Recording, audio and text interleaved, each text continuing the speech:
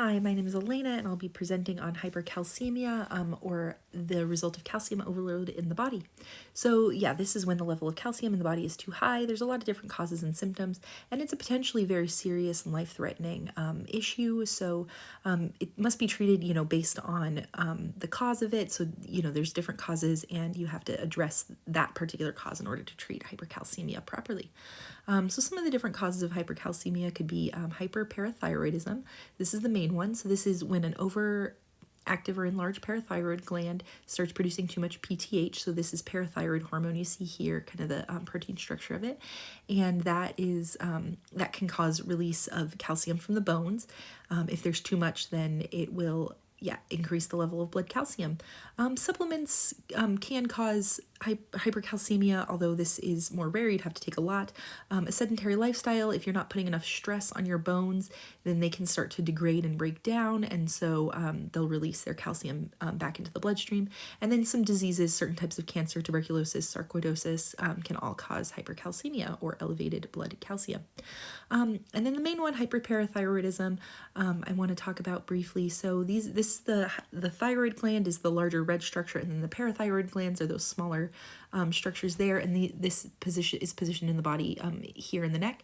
And if the parathyroid glands are enlarged or overactive, then they produce too much PTH, which PTH, parathyroid hormone, stimulates the bones to release calcium. So if there's too much of that, then they release too much calcium, and you end up with complications like osteopenia leading to osteoporosis. So that that's the degradation of your bones, and increases porosity, which puts you at risk for fractures.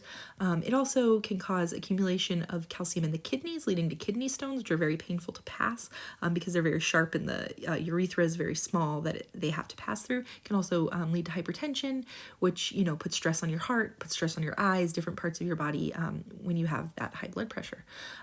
You can diagnose hypercalcemia through a urine test.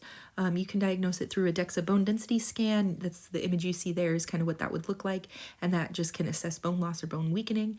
And then you can also do a blood test to measure the levels of parathyroid hormone in your body and your blood calcium. And then the last thing I want to talk about, very interesting, is some of the mitochondrial effects.